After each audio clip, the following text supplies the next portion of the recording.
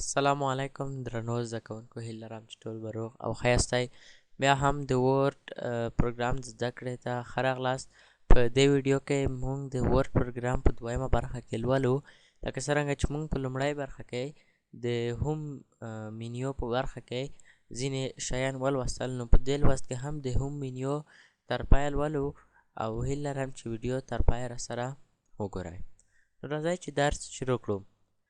د هوم په مینیو کې یو بل لوست چې مونږ باید ولولو، هغه د رنګونو او د فونټونو مختلف ډیزاینونه دي. چې کله تاسو مس ور خلاص کړئ نو دلته یو رنګه ای ده چې دغلته فونټونه ډیزاین کیږي. خو راځئ چې کار شروع کړو. مثلا زه دلته لیکم چې خوست افغانستان.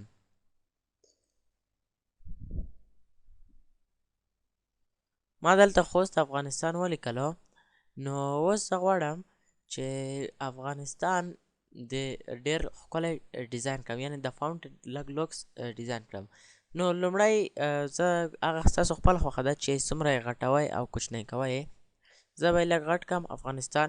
او دلته لکه څرنګه چې بل تېر لوست کې ولوستل او بیا یې هم یو ځل لولو، دلته رنګونه بدلیږي. خو د رنګو بدلول څخه مخکې په دا مینیو باندې کار کوو. دلته چې کله موږ کلیک وکړو نو دلته موږ ته مختلف ډیزاینونه راځي چې یوه ای په مختلفو بڼو باندې شتون لري. هره ای چې انتخاب کوئ په همغه شکل باندې فونټونه ډیزاینېږي. مثلا زه دا ای انتخابوم، تاسو افغانستان وګورئ، ډېر په ښکلي شکل باندې ډیزاین شو. او یا هم خوست، زه هم خوست هم کولی شم چې ډیزاین کړم. مثلا دلته کلیک کوم او دغه ځای نه یوه ای ورته انتخابوم. ښه، دا لومړی برخه وه په دغه ډیزاین کې. دویم برخه چې دا مثلا افغانستان ته موږ نور ډیزاینونه هم ورکولی شو. افغانستان سلیکټ کوو او دلته راځو. لومړی موضوع ده آوټلاین. آوټلاین چې دی دا د ټکیو دغه کوم سرحدونه چې دي دا ډیزاینوي. وګورئ زه سور رنګ ورته انتخابوم، افغانستان ته وګورئ سرحد سور شولو. او که په مکمل شکل ګورئ بیا هم وګورئ، زه به سرحد درته سور کړم. وملیدلو افغانستان په سور شکل باندې بدل شو.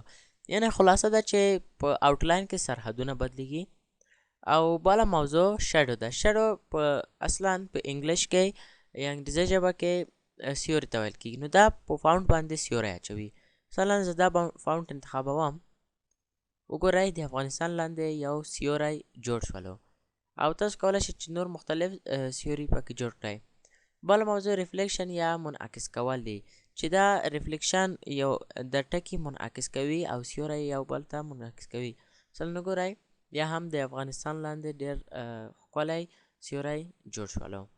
او یا هم که غواړم خوست ډیزاین کړم، مثلا دلته راځم، ریفلیکشن باندې کلیک کوم، د دې لاندې هم یو سیوری په ښکلې او منظم بڼه باندې جوړولی شو. دغه ډیزاینونه دي د ډېر په مجلو، اخبارونو او د کتابو په پوښتیو کې ترې ګټه اخیستل کېږي. او دې باندې کار لږ ډېر وکړئ تر څو چې ښه مو زده شي. بله موضوع په دې کې چې دا نمبر سټایل دی، لیچرز دی او سټایل ایکسیټس دی، چې دا ټول همدغه یو شانته کارونه ترسره کوي، خو لږ په متفاوته بڼه. چې دا درسونه موږ په راتلونکو لوستونو کې لولو، ځکه دا لږ نور تخنیکونو ته اړتیا لري چې موږ باید دې سره اشریه عددونه هم اضافه کړو. خو اوس یوازې موږ ته همدومره ساده ډیزاین بسنه کوي. د ورډ په برخه کې دا برخه خلاصه شوله. راځو بخښنې سره د هوم په مینیو کې دا برخه خلاصه شوله.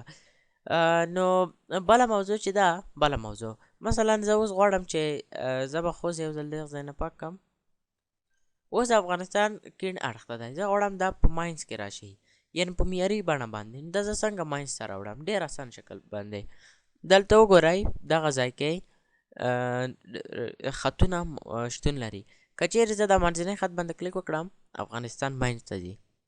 نو بلې هم که چیرې ښي اړخ ته کلیک وکړم نو دا ښي خواته ځي. یعنې په دې شکل باندې موږ عنوانونه او خپلې لیکنې په ښه بڼه باندې ډیزاین کولی شو. مثلا زه دلته په فرضي شکل باندې به ولیکم چې ګورئ همغه ډیزاین تر اوسه پورې هم پاتې دی که نه. دا به موږ کولی شو ترې لرې کړو. لکه ګورئ د کابل لاندې هم سیوری جوړېږي او رنګ یې هم سور دی. دلته لیکم کابل از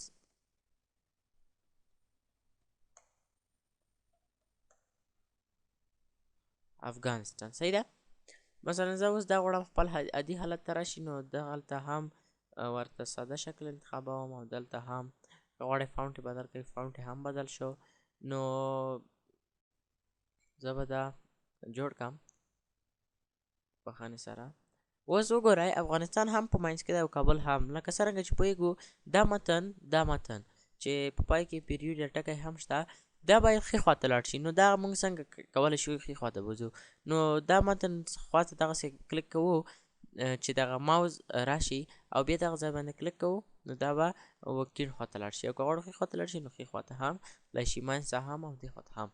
یعنې په دغې طریقه باندې موږ کولی شو چې خپله لیکنه په سمه او معیاري بڼه باندې جوړه کړو، تر څو چې خطونه پکې ګډوډ نشي. ښه، بله موضوع څه ده؟ بله موضوع د رنګونو استعمال دی.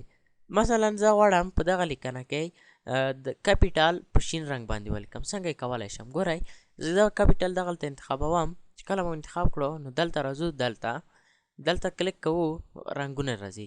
هر رنګ چې موږ خوښ کړو نو بدلیږي. مثلا کپیټال شین رنګ وګورئ شین شو. او یا غواړم د کابل یوازې لومړی 2 ټکي کې ای، دا هم ډیزاینول شو. کې ای انتخابوو، دلته راځو ژیړ رنګ. یعنی په دې شکل باندې موږ کولی شو فاونټونو ته خپل لیکنو ته رنګونه وربدل کړو. یعنی هر رنګ چې ستاسو خوښ وي. یعنی اوس موږ خپله لیکنه په رنګه ډول باندې ولیکله.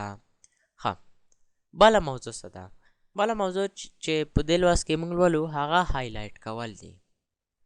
هایلایټ کول یعنی څه معنا؟ ښه، مثلا که تاسو د کانکور فورمونه جوړوئ یا کوم کورس ته یا کوم زده کړې مرکز ته تاسو د ریاضۍ نوټونه جوړوئ، نو په هغه کې 4 ځوابه سوالونه معمولا راځي. نو موږ کولی شو چې په 4 ځوابو کې یو ځواب یوازې انتخاب کړو. نو هغه یو ځواب موږ ډېر وخت که غواړو زده کوونکو ته اسانه شي په نښه کوو یې، دا کولی شو موږ د هایلایټ له لارې هم حل کړو. مثلا زه اوس دلته لیکم چې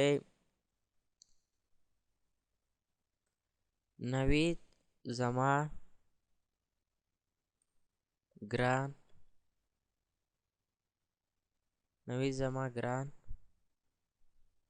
ملګری دی.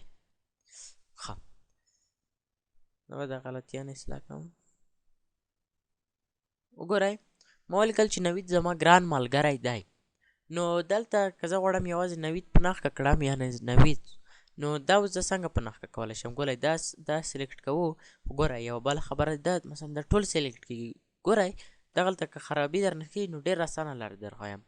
تاسو به په خپل کمپیوټر کیبورډ کې د کنټرول بټنه ونیسئ او بیا به ماوز راوړئ او بیا به یې انتخابوئ. سمه ده؟ ګورئ کنټرول بټن نیسو، کنټرول بټن مو چې ونیوله نو دا بیا مونږ انتخابوو. په بخښنې سره که چیرې په ساوند کې کومه غلطي راځي نو وبخئ. ښه، زه به اوس دا کار ترسره کړم یوه شیبه. ما د کنټرول بټنه ټینګه ونیوله، اوس یې نو انتخابوم. سمه ده؟ مثلا ګورئ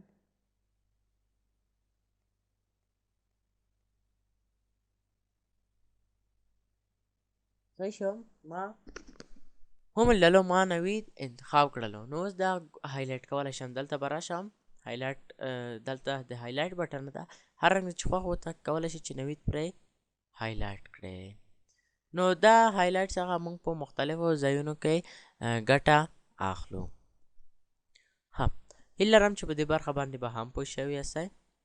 بله موضوع چې په ایم اس ورډ کې موږ لولو، بله موضوع هغه دا ده چې موږ څنګه کولی شو د یو شکل ته د هیډر ځای ته چې راتلونکي لوستونکو هیډر او فوټر لولو، موږ دلته یو بارډر، یو کوچنی بارډر اضافه کړو. ګورئ دلته تاسو یو شکل ګورئ، کله دې شکل باندې موږ کلیک وکړو دغسې، نو دلته مختلف هغه اپشنونه موږ ته راځي.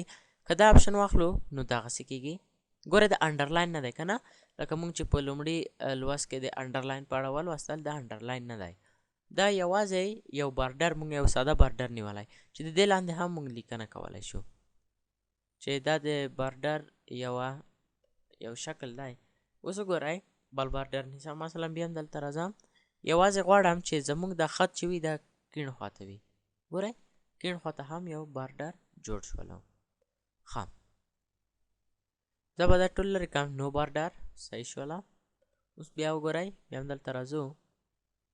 که آل بارډرز ونیسو، آل بارډرز، نو یو څلور خانه جوړېږي. دې منځ کې موږ خپل عنوان په منظم شکل باندې لیکلی شو. دا درس او دا موضوع کوم ځای کې موږ ته ګټه راکوي؟ د دې ګټه موږ ته په هغه ځای کې معلومه شي چې کله موږ خپله لیکنه یا کوم ټاپک او یا مقاله کوم ځای ته لیکو، نو عنوان موږ غواړو چې په یو ښه او منظم شکل باندې او په ډیزایني شکل باندې ولیکو. نو له هغه ځای کې له دغه اپشن څخه ګټه اخلو. خو دومره اړین اپشن هم نه دی، یوازې په ځینې ځایونو کې موږ ته په ګټه راځي چې بیا کولی شئ تاسو ګټه ترې واخلئ. ښه، د هم منیو کې پاتې شول دغه بحثونه، چې دا بحثونه په دغه بحثونو پورې اړه لري چې موږ هر یو باید دې ته عددونه زده کړو. نو په راتلونکي لوست کې د انزرت منیو شروع کوم. نو هیله لرم چې ویډیو یې له لاسه ورنه کړئ او ویډیو وګورئ تر څو چې ایم اس وورډ زر تر زره او په ښه او معیاري شکل باندې خلاص کړئ. ستاسو له لیدو او کتو څخه یوه نړۍ مننه. هیله لرم چې ویډیو نورو ملګرو سره هم شریکه کړئ او تاسو خپله هم نوي شیان ترې زده کړئ. مننه.